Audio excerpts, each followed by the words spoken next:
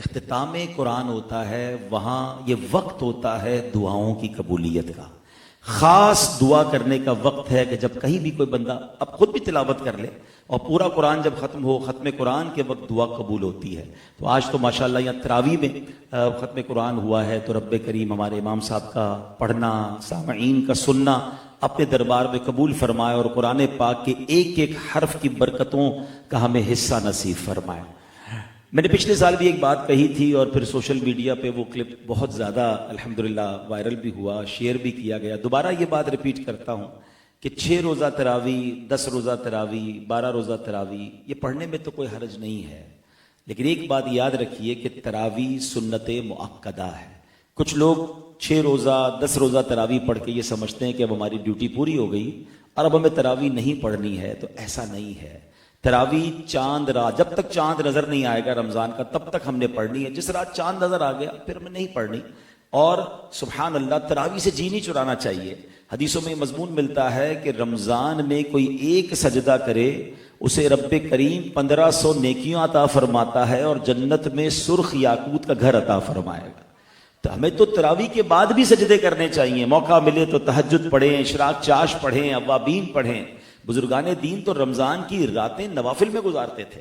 تو ایک تو ہمیں تراویح کو کنٹینیو کرنا ہے، اور دوسری بات یہ ہے کہ جب بھی ماشاءاللہ جو ہے وہ تلاوت قرآن ہو، ماشاءاللہ میں نے دیکھا ہے پہلے تو کراچی میں ہمیں ٹرینڈ دیکھنے کو ملتا تھا کہ جو جلدی قرآن پڑھ لے، جلدی فنش کر لے، وہاں بڑا رش لگ جاتا تھا کہ بھائی ہمارے امام صاحب تو 40 منٹ میں 50 منٹ میں تراویح فری کر دیتے ہیں۔ مگر اب ماشاءاللہ لوگوں کا، نمازیوں کا بھی یہ ٹرینڈ بن گیا ہے کہ وہ اچھی تلاوت سننا چاہتے ہیں، پرسکون طریقے سے پڑھنے والے کو لوگ سمجھنے لگے ہیں۔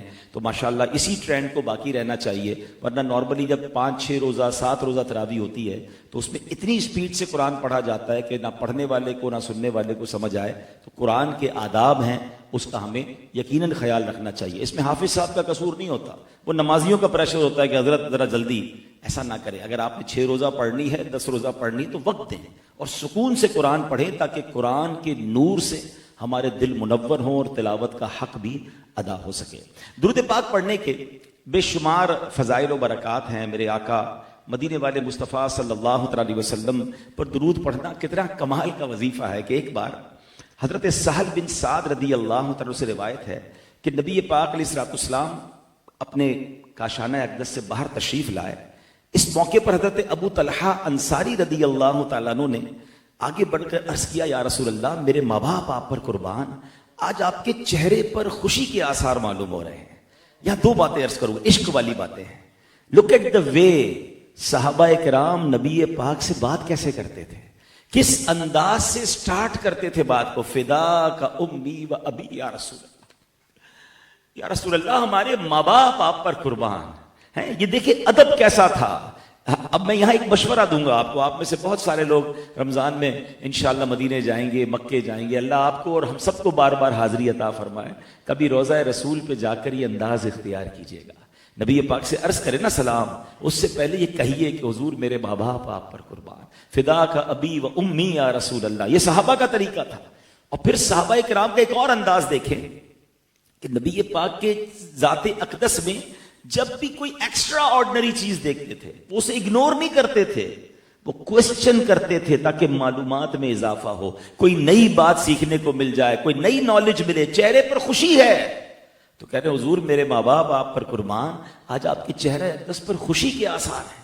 سرکار دو عالم علیہ السلام نے اب کیا فرمایا؟ فرمایا بے شک ابھی جبریل امین میرے پاس حاضر ہوئے اور انہوں نے عرض کیا، اے محمد صلی اللہ علیہ وسلم، جس نے آپ پر ایک بار درود پاک پڑھا اللہ پاک اس کے نامہ اعمال میں 10 نیکیاں لکھے گا، 10 گناہ مٹا دے گا اور 10 درجات بلند فرمائے گا۔ اب ایک اور عشق کی بات، مجھے بتائیے درود پڑھنا کس نے ہے؟ امتی نے پڑھنا ہے نا۔ ثواب کس کو ملے گا؟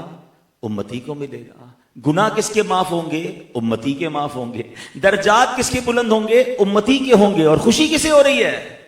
ہائے ہائے، سمجھیے تو صحیح، نبی پاک کے چہرے پر خوشی کے آثار کیوں ہیں؟ کہ میری امت کا بھلا ہو گیا ہے، میرے غلاموں کے لیے ایسا حکم آ گیا ہے کہ درود ایک پڑھیں گے گناہ 10 معاف ہو جائیں گے، 10 نیکیاں ملیں گی، 10 درجے بلند ہو جائیں گے۔ سرکار دو عالم علیہ السلام کو ہم غلاموں سے پیار کتنا ہے، انعام ہمیں مل رہا ہے، خوش سرکار دو عالم علیہ السلام ہو رہے ہیں. اب امتی کو سوچنا ہے کہ وہ درود پاک پڑھنے میں کہیں کنجوسی تو نہیں کر رہا, وہ درود پاک پڑھنے میں کوتاہی تو نہیں کر رہا.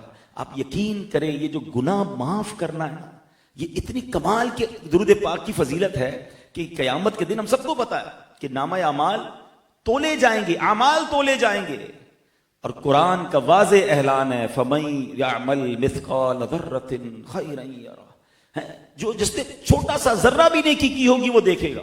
وَمَن يَعْمَلْ مِثْقَالَ ذَرَّةٍ شَرًّا يَرَهُ, گناہ کرنے والا, غلط کام کرنے والا بھی دیکھے گا. تو اگر ہمارے تو گناہ ہی زیادہ ہیں, لیکن اگر درود پاک کی کثرت رہی تو انشاءاللہ قیامت سے پہلے پہلے یہ گناہ معاف ہو سکتے ہیں اگر ہم درود پاک پڑھتے رہا کریں. تو ماہ رمضان ایکچولی جس کی بہت ساری برکتیں ہیں, دنیا میں لوگ کہتے ہیں کسی چیز کی عادت بنانی ہونا, اپنے آپ کو ہیبیچول بنانا ہو کسی بھی چیز کا, تو 20 to 30 ڈیز ریکوائرڈ ہوتے ہیں. آپ نے کوئی پرٹیکولر ڈائٹ پلان سیٹ کرنا ہے, پہلے 15 دن مشکل ہوتے ہیں, پہلے 20 دن مشکل ہوتے ہیں, پھر عادت بن جاتی ہے. کوئی بری عادت چھوڑنی ہے, کچھ لوگوں کو سگریٹ چھوڑنا ہے, یا جناب کوئی اور پان وغیرہ چھوڑنا ہے, ایسی بری چیز چھوڑنی ہے, پہلے 15 دن بڑی لڑائی لڑنی پڑتی ہے اپنے آپ سے, پھر بندہ سیٹ ہو جاتا ہے. لوگ اپنے جم کی چیزوں کو, ورزش کی چیزوں کو بھی 15-20 ڈیز, میکسیمم 30 ڈیز ریکوائرڈ, پھر چیزیں سسٹم میں آ جاتی ہیں. اگر اسی رمضان کو ہم سمجھیں تو یہ 30 دن ہمیں دیے ہیں کہ اچھی عادتیں اپنا لو, بری عادتیں نکال دو. شیطان بند ہے نا. آپ اس مہینے میں اگر 5 وقت نماز کے عادی 30 ڈیز کے لیے بن سکتے ہیں تو پھر آپ ساری زندگی نماز پڑھ سکتے ہیں. آپ تہجد کی عادت پیدا کر لیں, پوری زندگی تہجد آپ کو مل جائے, کیونکہ 30 ڈیز کی بیوٹیفل پریکٹس ہے. اسی طرح جو بری عادتیں ان کو چھوڑیں تو انشاءاللہ ماہ رمضان کے بعد بھی ان چیزوں کو ہم نے کیری کرنا ہے. اللہ مجھے بھی آپ کو بھی کثرت سے درود پاک پڑھنے کی توفیق نصیب فرمائے. محبت کے ساتھ بآواز بلند درود پاک پڑھ لیں. صلو علی الحبیب صلی اللہ تعالی علی محمد صلی اللہ علیہ وسلم.